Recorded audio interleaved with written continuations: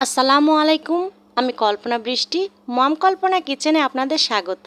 আশা করি আল্লাহর অশেষ মেহেরবানিতে আপনারা সবাই অনেক ভালো আছেন।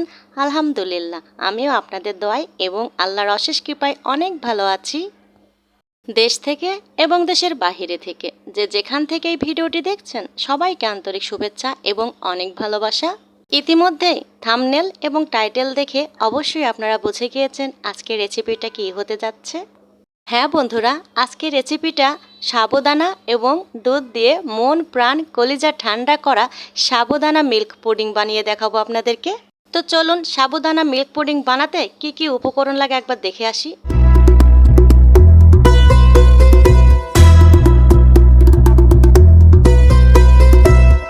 যেহেতু সাবুদানা দিয়ে মিল্ক পুডিং বানাবো আর জেলোটিন দেবো না, তাই কি হয়, তা আমি আলাদা করে অফ ক্যামেরায় 3 রকমের জেলোটিন বানিয়ে নিয়েছি। পারফেক্ট জেলোটিন কিভাবে বানাবেন এ নিয়ে একটা ভিডিও আমার চ্যানেলে আগে থেকে দেওয়া আছে, চাইলে আপনারা দেখে আসতে পারেন। পরপর 3 রকম জেলোটিনই আমি আপনাদেরকে দেখিয়ে দিলাম। এই যে দেখুন, এখানে আমি 1 চামচ মতো আগার আগার নিয়ে নিয়েছি আর হাফ কেজি মতো দুধ নিয়ে নিয়েছি। আর এখানে সাবুদানা আগে থেকেই আমি সেদ্ধ করে পানিটা ঝরিয়ে রেখেছি। এবার আমি যে বাটিতে পুডিংটা সেট করব সেই বাটিতেই আমি সবগুলো জেলোটিন একে একে দিয়ে দিলাম। চুলায় যাওয়ার আগে এই কাজগুলো প্রস্তুত করে রাখলে খুব ভালো হয়। এবার আমি দুধটা প্রস্তুত করে নেব, তাই প্রথমে আমি এখানে হাফ কেজি পরিমাণ দুধ দিয়ে দিয়েছি, মানে 500 গ্রাম দুধ। এরপরে দিয়ে দেব 1 চামচ মতো আমি আগার আগার পাউডার। এই পুডিংটা জমতে যতটুকু পাউডার লাগবে ঠিক সেই পরিমাণ দিয়ে দিয়েছি। এবার দিয়ে দেব 200 গ্রাম মতো এখানে চিনি। এই পুডিংয়ে 200 গ্রাম চিনি এনাফ।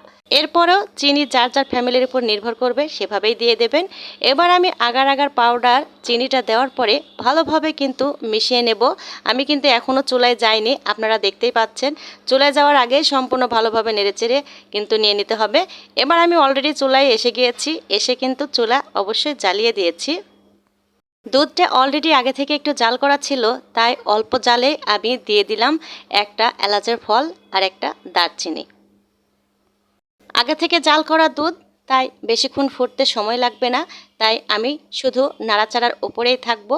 এই যে দেখুন, অলরেডি কিন্তু দুধটা গরম হয়ে এসেছে। এই যে এবার আমি আস্তে আস্তে করে কিন্তু নাড়াচাড়া করতেই থাকবো। দুধটা নাড়াচাড়া করতে করতে যখন ঘন হয়ে আসবে, এ পর্যায়ে এসে আগে থেকে সেদ্ধ করে পানি ঝরিয়ে রাখা যে সাবুদানাটা ছিল সেটা আমি দিয়ে দেব। দেখুন কত স্বচ্ছ হয়েছে সাবুদানাটা, সেদ্ধটা খুব সুন্দর হয়েছে। এই যে দেখুন, এভাবে আমি আস্তে আস্তে করে সাবুদানাটা ভালোভাবে দুধের সঙ্গে মিশিয়ে দেব। খেয়াল রাখতে হবে আগার আগার পাউডার দেওয়া আছে, তাই খুব অল্পতেই কিন্তু ঘন হয়ে যাবে। যত তাড়াতাড়ি পারি আমি সাবুদানাটা কিন্তু সুন্দরভাবে মিশিয়ে নেব। এই যে দেখুন, অলরেডি আস্তে আস্তে কিন্তু ঘন হয়ে এসেছে। এই যে আর একটু ঘন হয়ে আসলে আমি নামিয়ে ফেলবো। দেখুন কিভাবে আমি কতটুকু পরিমাণ ঘন রাখবো, নামানোর আগেই আমি দেখিয়ে দেব। এই যে দেখুন, অলরেডি হয়েই গিয়েছে। দেখেছেন কেন আমি আগে থেকে বাটিটা সেট করে রেখেছি? এই যে দেখুন, এজন্যই আমি আগে থেকে বাটিটা সেট করে রেখেছি, কেননা একটু সময় বেশি লাগলেই কিন্তু এই যে পুডিংটা জমে যাবে। তাই আমি আগে থেকে বাটিটা সুন্দর করে প্রস্তুত করে রেখেছিলাম। এবার শুধু আমি এই যে ঢেলে দিয়েছি দুধটা। এই যে দেখুন কিভাবে দুধটা ঢেলে দেওয়ার পরে একটা চামচ দিয়ে ভালোভাবে নাড়াচাড়া করে এই যে জেলোটিনগুলো চারিপাশটা দিয়ে দিয়ে দিতে হবে, তাহলে দেখতে অনেক ভালো লাগবে। আমি 30 মিনিট মতো ফ্যানের বাতাসে রেখে দেব। আপনারা চাইলে নর্মাল ফ্রিজেও আধা ঘন্টা রাখতে পারেন। এই তো আধা ঘন্টা পরে আমি চলে এসেছি। দেখুন কি অবস্থা। এই যে দেখুন, পুডিংটা জমে একেবারে কত শক্ত হয়ে গিয়েছে, আর দেখতে কিন্তু দারুণ লাগছে, তাই না? এই যে দেখুন, আমি সব রকমভাবেই আপনাদের দেখিয়ে দিচ্ছি কিভাবে জমেছে, কতটা শক্ত হয়ে জমেছে। অনেকেরই কমপ্লেন থাকে আগার আগার পাউডার দিলেও কিন্তু জমে না। দেখুন আমি কতটুকু আগার আগার পাউডার দিয়েছি, তাইতে দেখুন কত সুন্দর একেবারে শক্ত হয়ে জমে গিয়েছে। এবার আমি একটা নাইফ দিয়ে দুই পাশটা ভালোভাবে একটু ছাড়িয়ে নেব। এই যে দেখুন আমি কিভাবে ছাড়িয়ে নিচ্ছি। ছাড়িয়ে নেওয়ার পরে এবার মোল্ড আউট করব, তাই আমি একটা প্লেট আলাদাভাবে দিয়ে দিয়েছি। দেখুন কিভাবে, এই যে দেখুন অলরেডি মোল্ড আউট করে নিয়েছি। দেখুন কেমন হয়েছে, ভেতরটা ওপরটা দেখতে দারুণ লাগছে না? দেখুন সবুজ, লাল, হলুদ, মানে আর সাবুদানার দেখুন দানাগুলো দেখতে কিন্তু একেবারে চকচক করছে, অসাধারণ লাগছে, তাই না? আজকের পুডিংটায় আমি একটু আগার আগার পাউডার কমই দিয়েছি, তারপরেও দেখুন অনেক সুন্দর জমে গিয়েছে। এই যে দেখুন কত সুন্দর একেবারে শক্ত হয়ে জমে গিয়েছে। প্রতিদিন এমন নতুন নতুন ভিডিও পেতে কি করতে হবে, আমার ভিডিওটি না টেনে সম্পূর্ণ দেখে অবশ্যই একটা লাইক দিয়ে দিতে হবে।